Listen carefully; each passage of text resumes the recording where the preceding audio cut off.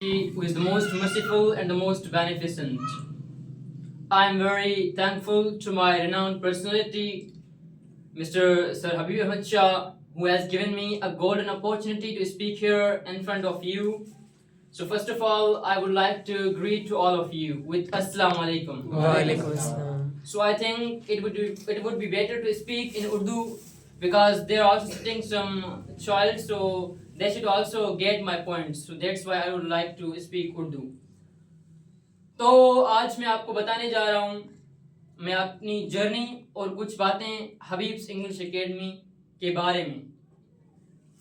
जब मैं Habib's English academy में मैंने एडमिशन ली तकरीबन 3 साल पहले, जब मैंने इस एकेडमी में एंटर किया तो जब as soon as I saw to sir, जब मैंने सर को देखा था बात करते हुए इंग्लिश में, तो मैं कंप्लीटली अमेजिंग में हो गया था, शौक में आ गया था कि ये सर कौन सी लैंग्वेज में बात कर रहे हैं, क्योंकि मुझे इतनी नॉलेज नहीं थी इंग्लिश के बारे में।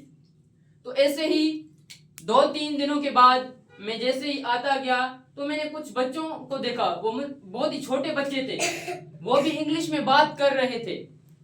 तो फिर मैं घर जाकर अपने भाई को, अपने पेरेंट्स को कह रहा था कि ये इतनी अच्छी एकेडमी है, वहां पर छोटे छोटे बच्चे भी जो ना इंग्लिश में बात कर रहे हैं और मुझे समझ में नहीं आ रही है ये कौन सी लैंग्वेज बात कर रहे हैं, और मैं पहले कहाँ था, पहले आपने मुझे यहाँ पर एडमिशन के लिए क्यों नहीं भेजा था।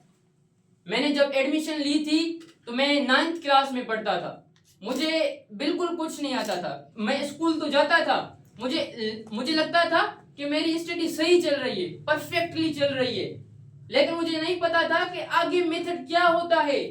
ये तो कुछ भी नहीं है, सिर्फ राइटिंग करना, फेयर बनाना बुक्स, ये कुछ नहीं होता है। इतने इतने हम बुक्स भर देते हैं ना गवर्नमेंट स्कूलों में जो फेयर करते हैं, हमें कुछ आता तो नहीं है, लेकिन हमें लगता है ऐसे कि हमारी स्टडी जो है ना अच्छी चल रही है, लेकिन नहीं। जो अच्छे टीचर्स की हमें जरूरत है, टीचर्स तो बहुत हैं, बहुत सारे आपको मिल जाएंगे, लेकिन आपको वो टीचर ढूंढना है जो आपको अच्छा रास्ता दिखाए। पढ़ेंगे आप, मेहनत आप करेंगे, लेकिन आपको वो अच्छा रास्ता दिखाएगा कि आप सक्सेस पर कैसे आप पहुंच सकते हैं। तो कोशिश करें अच्छा आप टीचर ढूंढें, ठीक है। वो आपके शहर, सिटी जैकोबाद में मौजूद भी है, वो है सर हबीब अहमद शाह। आप आकर देखें, यहाँ पर पढ़ कर देखें। आपको मैं अभी कुछ बातें बताने जा रहा हूं, ठीक है। देखें यहाँ पर हर रोज एक स्टूडेंट को 10 मिनट दिए जाते हैं और हर रोज का अलग अलग टॉपिक दिया जाता है। हर स्टूडेंट को 10 मिनट उस टॉपिक के बारे में स्पीकिंग करनी होती है, वो भी सिर्फ इंग्लिश में। वो उनकी एक प्रैक्टिस है, क्या है, प्रैक्टिस है, ठीक है। ऐसे नहीं कि आप आ जाएं और स्पीकिंग करते जाएं, आप करें, आप सोच सकते हैं, लेकिन वो आप जब टॉपिक उठाएंगे तो जाएं आप यूट्यूब पर सर्च करें, क्योंकि आप पहले तो जैसे आपको टॉपिक मिलेगा अपने आप दिमाग से तो नहीं कर पाएंगे ना, जाहिर बात है। आप बैठेंगे, ब्रेनस्टॉर्मिंग करेंगे, ठीक है, यूट्यूब पर जाएंगे, कुछ पॉइंट्स लेंगे, तो आराम से आप बात करते जाएंगे, तो ये सारी चीजें आपको आती जाएंगी। और इसके लिए मैं आपको मेन कहना चाहता हूँ कॉन्फिडेंस। आप में इल्म है, आप में इंग्लिश है, आप में नॉलेज है, आप में हर एक चीज है, लेकिन आप में कॉन्फिडेंस नहीं है, यानी कि आप में कुछ भी नहीं है। आपको अच्छी इंग्लिश आती है, आप इस इंग्लिश को एक्सप्रेस नहीं कर सकते लोगों के सामने, तो उस यानी कि वो आपकी नॉलेज यूजलेस है अगर आप उसे एक्सप्रेस नहीं कर सकते लोगों के सामने। तो कॉन्फिडेंस है तो हर एक चीज ऑटोमेटिकली आती जाएगी। तो ये था स्पीकिंग का। और हर रोज दिए जाते हैं 20 वर्ड्स और 10 एमसीक्यूज दिए जाते हैं। जैसे वर्ड्स 20 दिए जाते हैं, देखो आप वर्ड्स के बगैर तो हम इंग्लिश में बात नहीं कर सकते ना। जितनी हमारी अच्छी वोकेबलरी होगी उतनी हमारी इंग्लिश अच्छी बनती जाएगी डे बाय डे, ठीक है। अगर देखो एक स्टूडेंट को 1000 वर्ड्स याद है, दूसरे स्टूडेंट को देखें 5000 वर्ड्स याद हैं, तो उन दोनों को आप खड़ा करें, देखें किसकी इंग्लिश अच्छी होती है, फिर दोनों को आप इसकी स्पीकिंग करवाएं। जाहिर बात है जिसे 5000 वर्ड्स याद होंगे उसकी इंग्लिश अच्छी होगी। मैं आपको यह भी कहना चाहता हूं कि इंग्लिश जो है ना, ग्रामर है ना, जो ये है एक गन है, क्या है, एक गन है। देखो बुलेट्स के बगैर हम गन चला सकते हैं? नहीं चला सकते, इसलिए वर्ड्स के बगैर हम इंग्लिश नहीं बोल सकते हैं। ग्रामर तो हमें आती है, वर्ड्स नहीं आते, हम इंग्लिश में नहीं बात कर सकते हैं। तो ये और दिए जाते हैं जनरल नॉलेज के 10 MCQs, जो आप अभी देखें टेस्ट मुख्तलिफ हो रही हैं पाकिस्तान के अंदर, जो सिंध सूबे में भी हो रही हैं। जो भी सर जो भी देता है ना, जो 10 MCQs डेली देता है, वो सारी ना इस जनरल नॉलेज में इन टेस्टों में आती हैं। मैं खुद जो है ना लेट पास करके आया हूं, मैं भी जो भी सर ने दिए हैं MCQs, क्वेश्चंस, आंसर्स, यही सब आए थे, सब यही आए थे। मुझे कहीं जाने यानी कि इसकी लेट के लिए प्रिपरेशन के लिए भी सेपरेट तैयारी की जरूरत होती है, इन्हों की भी एकेडमीज है, लेकिन अल्हम्दुलिल्लाह ऑलरेडी जो भी यानी कि टेस्ट में आया वो मुझे सारा पता था, और मैंने 55 मार्क्स उठाए 100 में से, वो भी पहले ही अटेम्प्ट में, ठीक है। और उसके बाद है ये हो गए वर्ड्स, ठीक है, स्पीकिंग। उसके बाद वीकली टेस्ट दिया जाता है। क्या? Weekly test. वीकली टेस्ट इसलिए दिया जाए जैसे स्टूडेंट्स इंगेज रहें, पढ़ाई के साथ इंगेज रहें, मसरूफ रहें।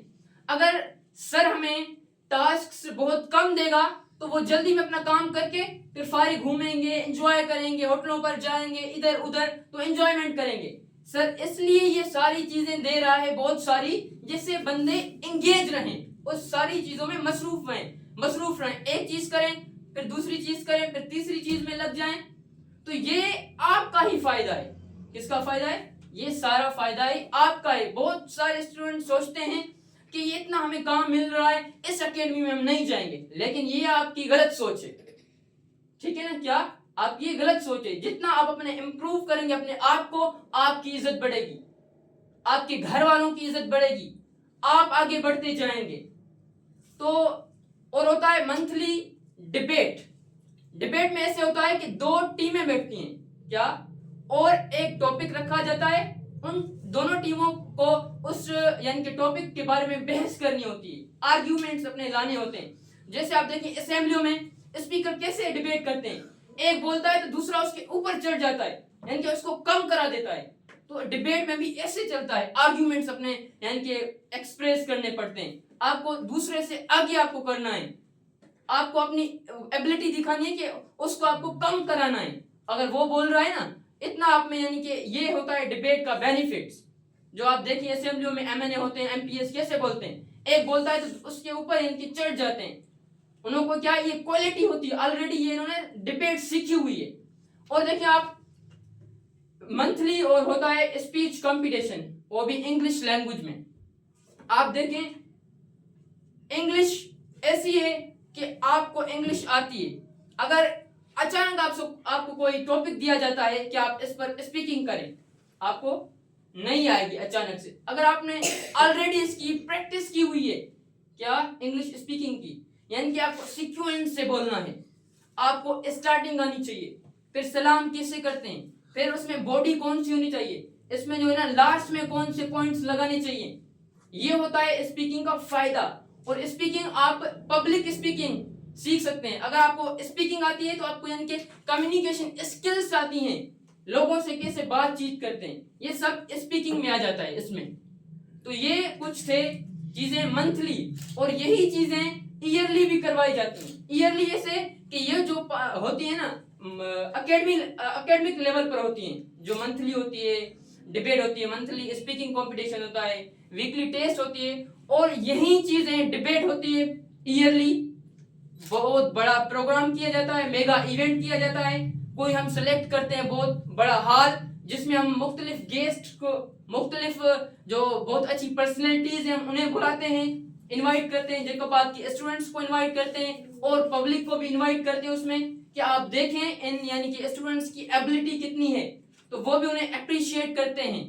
और ईयरली स्पीच कंपटीशन भी ऐसे ही होता है जैसे डिबेट में होता है, और प्रेजेंटेशन होती है ईयरली। ऐसे ही हम एक बड़ा इवेंट रखते हैं, लोगों को बुलाते हैं, बहुत बड़ी जो पर्सनैलिटीज हैं, और उन्हें वो अप्रिशिएट करती हैं। और इन सब का फायदा क्या है? इन सब का फायदा स्टूडेंट्स का ही है। आप देखें दूसरों मुल्कों में कि उन्हों के जो छोटे छोटे बच्चे होते हैं ना, उन्होंने भी कॉन्फिडेंस होता है, उनमें भी हर एक चीज होती है, लेकिन यहाँ पर हमें बड़े हो जा रहे हैं, हमें इतनी इतनी दाढ़ी आ रही है, फिर हम ये चीजें सीख रहे हैं, क्योंकि लेक ऑफ अवेयरनेस, हमें अवेयरनेस नहीं है, हमें वो लोग, वो टीचर नहीं मिल रहे जो अवेयरनेस हमें दे बचपन से ही।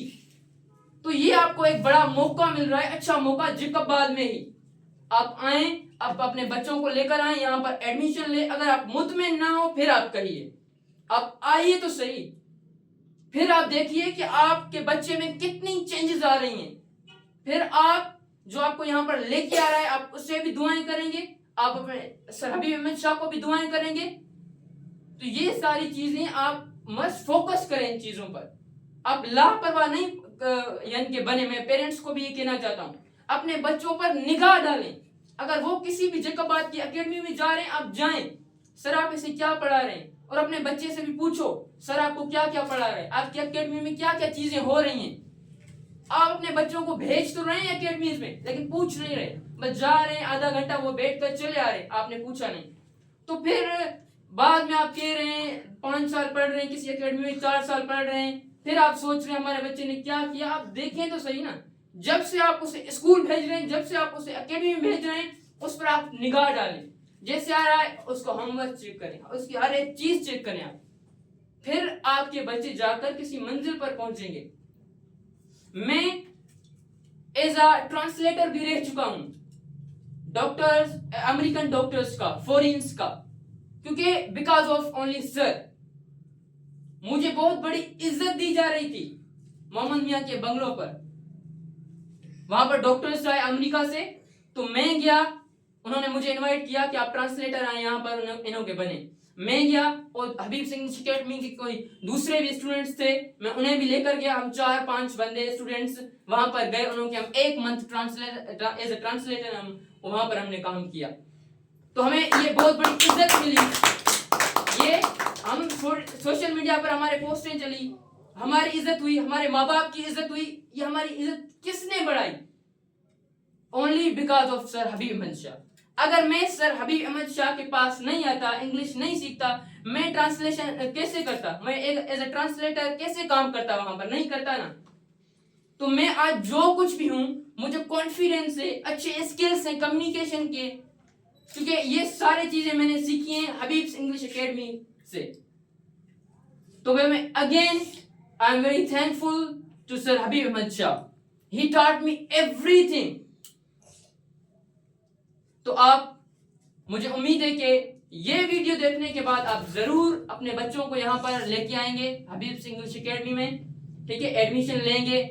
ये मैं गारंटी से कह रहा हूँ, आप कुछ ही दिनों में, कुछ ही मंथ्स में आप अपने बच्चों में चेंजिंग्स देखेंगे। वो हर एक टेस्ट पास कर सकता है, उसकी आप हर एक चीज देखें ना, स्पीकिंग स्किल्स और बिहेवियर देखें, हर एक चीज। और यहाँ पर आप देखें, सिर्फ पढ़ाई कुछ नहीं होती है, अखलाक भी होता है, अदब आप अपने बच्चों को सिखाएं, वो इस एकेडमी में भी दिया जाता है। आप देखें दूसरे सेंटर्स पर और स्कूल्स में सिर्फ रीडिंग हम किसे कहते हैं? पढ़ने को। घर में भी तो हम पढ़ सकते हैं, रीडिंग, एक बुक उठाएं, एक अखबार उठाएं, रीडिंग करें, इसे कहते हैं रीडिंग। हम यहाँ पर आ रहे हैं सीखने के लिए। क्या हम एकेडमीज जाते हैं सीखने के लिए? कुछ नई नई चीजें। पढ़ तो हम घर में भी सकते हैं, हम स्कूल अपने बच्चों को भेजते हैं सीखने के लिए, लेकिन उन्हें सिखाया नहीं जाता, उन्हें सिर्फ पढ़ाया जाता है। तो इस हबीब्स इंग्लिश एकेडमी में आपको सिर्फ पढ़ाया नहीं जाता, आपको सिखाया भी जाता है, आपको डिसिप्लिन सिखाया जाता है, आपको अदब और अखलाक सिखाया जाता है, आपको हर एक चीज सिखाई जाती है यहाँ पर। तो मुझे उम्मीद है कि आप इस वीडियो को शेयर करेंगे आगे, ताकि ये हर एक स्टूडेंट तक पहुंच जाए, हर एक उस पेरेंट तक पहुंच जाए जो अपने बच्चों को कामयाब होते हुए देखना चाहते हैं। तो थैंक यू सो मच।